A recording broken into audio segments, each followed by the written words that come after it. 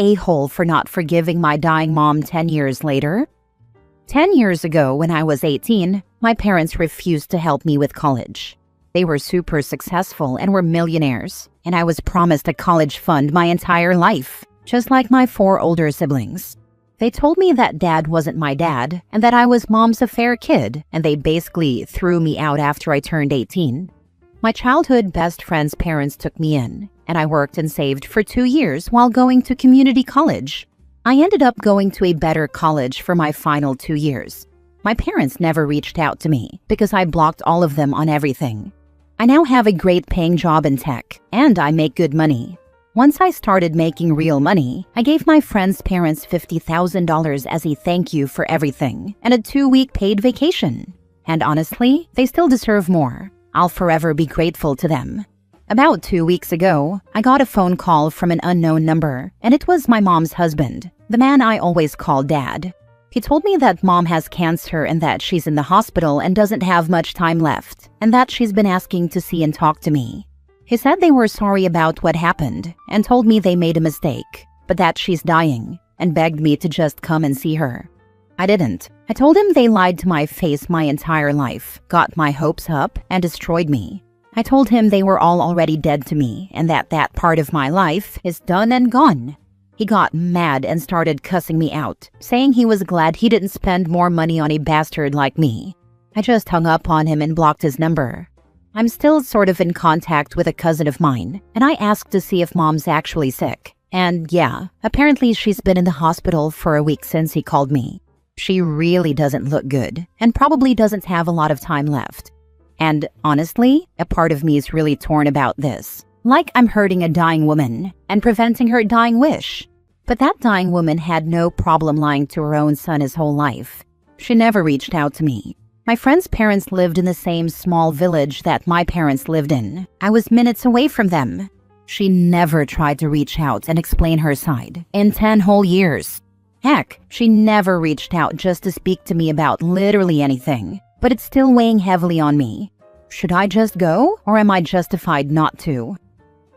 Now for the top comments. Honestly, without sounding like a dickhead, F them. You're good. You don't have a mother, because a mother would never do this to her child. So you're good. You have no obligation. She threw you out and was dead to you for 10 years. She had 10 years to reach out, but waited until the end to do it. That's incredibly selfish of her. You have done your grieving. You have mourned a life with your family, and now she's coming back in for a fading glimpse of what could have been, before being snatched away again?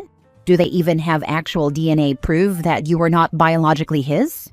Peace with this one comes from within. Take yourself away from distractions, but on some calming music. Take some deep breaths, quieten your mind, and truly listen to you. What is your instinct and intuition telling you to do?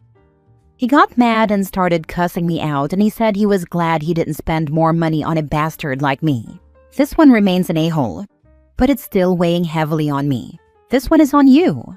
Only you gets to determine if saying goodbye or meeting her will give you closure. It is always telling when a-holes choose their dying beds for reaching out.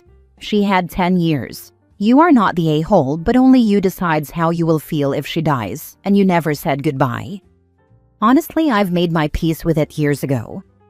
That's your answer then, mate. You don't owe them anything. She is probably trying to lighten the load of her own guilt now that she is dying, but that's her problem, not yours. Petty me would visit her long enough to tell her to enjoy hell, then walk out.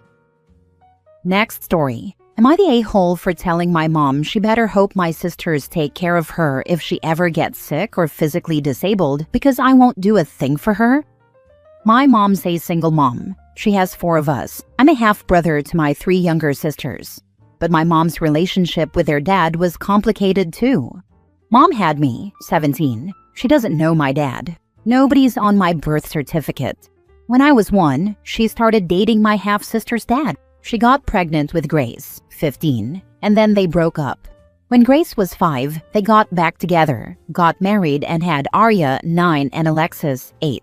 My mom never treated me the same as my sisters. I think she resented me for not being their dad's kid. He never cared for me either. He just straight up ignored me while mom would leave me at other people's houses. Like, if I went to a friend's house, she'd plan stuff with my sisters. Or she'd abandon me at parties for hours after they ended, so she could do other stuff with her family. She bought toys and candy for my siblings and left me out of that. Her husband always spent big on gifts for my sisters every Christmas and birthday. I'm talking big for each of them. I never got anything like that. Mom used to give me clothes and said they were things I needed, so she'd take care of two birds with one stone. When my half-sister's dad died, Mom treated me even worse. She'd yell at me for existing. I'm being serious too. All it took was her seeing me and she'd fly into a rage. Other times, she'd get mad at me for not taking care of my sisters or for not doing more around the house. I started babysitting for friends' parents and neighbors. She got mad that I had money and didn't spend it on my sisters. She's hit me before, slapped me clean across the face, and dropped stuff on my hand because I was bothering her with my existence. I wouldn't do some work on her husband's grave, and she really wanted to beat me, but instead, she slapped me. She told me her husband was the greatest man alive, and that he was such a good family man, and that she and my sisters were so lucky to have him. I told her I wasn't, and she said it wasn't about me. She's always quick to make excuses for bad behavior from my sisters, especially if they steal from me or hit me. It's happened. Grace calls me names and slaps me a lot. She calls me a little bee. Mom doesn't care. They can get kicked out of a birthday party or a friend's house for crappy behavior and she'll excuse it. If I breathe in a way that annoys her, she'll get mad at me. Mom was whining about me working and not providing for my family the other day. I got a part-time job last year and have held the same job since. She told me my sisters would like a nice Christmas this year and how she wants them to have a pamper day and stuff, and I should be helping her do that. She said she wanted my help decorating too. I told her I'm not helping her ever. I said she better hope my sisters take care of her if she ever gets sick or physically disabled, because I won't do a thing for her. She got so mad she smashed a vase. She told me I had no business speaking such disrespect to my own mother. Am I the a-hole? And no, I don't have any family to turn to. Her husband's family are around, but I was never their family. Get out ASAP. Cut ties, drop the rope, etc. Make a good life for yourself and move on from these people. You're not wrong to say what you said, but saying it out loud does put you at a disadvantage. You're revealing your cards, which doesn't benefit you. Your sentiment is fair, but keep it to yourself. It just creates aggravation if you say anything. Make a plan to get your own roof over your head, keep any important papers like your birth certificate, etc. safe, or figure out how to get copies. Lock down your credit too. Your family knows enough about you to take out credit in your name. When you're out, stay out, cut contact, or go low contact at most. They'll need you before you need them. I'm leaving as soon as I turn 18. My plan is to lean on some charities that can help once a person is 18. They can help with housing and making sure people get to continue their education as in high school. What about trying to find your father using one of those Find Your Relatives companies? If your mom doesn't know who he is, he may be a good guy. He doesn't even know you exist. It's worth a shot. Just be aware that he may also be the scum of the earth. Be mentally prepared for this option as well. Your mom doesn't have the best record in choosing men. I'm not in a good headspace to possibly find more awful people to add to my life. Finding him is something I'll get to eventually, but right now, I don't want to make it bad to worse. Next story. Am I the a-hole for refusing to be a part of my father's family for the time I have to live with them and letting them know they can let me live with my actual family if it hurts their feelings so bad? My mom and dad's relationship broke up when I, 17 male, was 2. Mom had full custody of me. Dad was given visitation but never took it. He moved a couple of hours away and didn't try to be my parent. So for as long as I can remember, my mom was the only parent I recognized. I used to think he at least paid child support. But when Mom was sick, I found out he owed $15,000 in child support because he wasn't always good about paying. And he was even worse about paying the child support debt. A year ago, my mom had a stroke and she died 7 weeks later. To make a crappy situation even worse, the social worker from the hospital contacted CPS, and they spoke to my dad and told him about Mom dying, and asked if he would take full custody of me. I wanted to stay with my grandparents or my aunt or even my uncle. Any of them would have worked for me. They were all willing to. CPS said I needed to be with my parent. Dad said yes, and a judge ruled in favor of Dad over my actual family.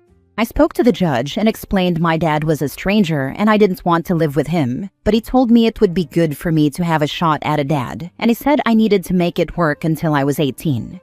My dad remarried a few years ago, and he's been raising his wife's 6-year-old son since they were dating. I wasn't happy about living with them, and I let my dad and his wife know. She told me I'd fit right in, and we'd be a family in no time. I don't think she expected me not to want this to work. I refused to sit and eat with them. I refused to take the part of an older brother to her son. I refused to talk to her about my feelings, and I don't call them mom and dad or even parents. I use their names. I stay out of the house pretty often, and I refuse to try family therapy with them. I didn't say a single word with them in the room, and to the therapist alone, I said I didn't want to be a part of their family, and I wasn't going to make any effort to try this. I've left and gone to my grandparents' house a few times without saying anything, and his wife showed up threatening to get the judge involved again and CPS. So I'd go back in case my grandparents got into any kind of trouble. I'd ignore her lectures about respecting her and Dad more. She's 6 months pregnant as of now, and she's going crazy with stress because the baby changes nothing for me. I don't care that the kid is related to me through blood. I don't care that she wants us to be a real family, and I don't care if it hurts their feelings that I don't want to be their family. My stance has not changed. My dad and his wife tried to sit me down a few days ago to appeal to my sense of whatever they called it. I don't really remember now, but they said they wanted me to try and be a part of the family, at least until I'm 18 and move out. They said as long as I'm here and they're trying, I should try. I said I won't, and I don't care if it hurts their feelings. They can always send me home to my family if it hurts that bad. My dad's wife asked me what the heck was wrong with me and how come I had no compassion for the innocent kids involved in this. I told her I was forced to be there against my will and I wasn't cooperating to make her kids happy. I don't think my dad wants to keep me. He won't come out and say it, but it feels like this is all his wife, and maybe him avoiding child support. But she's way more proactive than him, and she dominates those talks we've had. Am I the a-hole?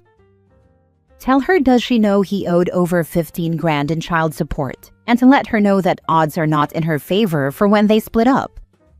I brought that up. She already knew, or she didn't care either way, because it was a non-issue for her. Sue him for the owed child support. It's yours legally. Plenty of kids have been doing it.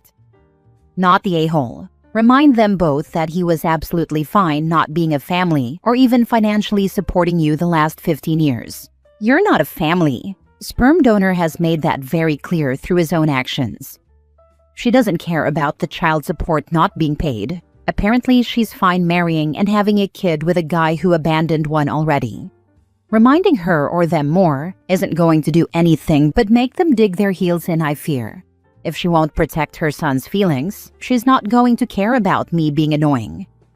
Not the a-hole. Your father had 17 years to establish a relationship with you, or at least be there for you financially. Instead of leaving you with the family you have left, he selfishly took you away from them. Now his wife, who's a complete stranger, is telling you to do better by them and play big brother to kids who are also total strangers. Makes me wonder if you can still demand the $15,000 after you are 18 and sue him for it. I looked it up before, and I don't think so. But my grandparents said they'd pay for a lawyer when I'm 18, and we can find out for sure. Last story. Am I the a-hole for refusing contact with bio dad after no contact from him? Backstory. Bio dad cheated on my mom when I was 3. I'm 36 now, female. She found out and said it was over. Good on her, I say. Years moved on. Mom met my stepdad when I was 5, and they've been together ever since. This is the man I call dad with absolute ease, as he's more than earned that title. Stepdad raised me, couldn't adopt me as bio dad kept skipping out on appointments to confirm it, and I call him dad. Bio dad has randomly reached out over the years through social media, about 5 times, and has tried reaching out again recently. I left the message unread, as I didn't even recognize the picture or name fully until much later. He's been unwell, cancer, but is now in remission and recovering. But it's apparently made him realize how much he's missed out on in my life.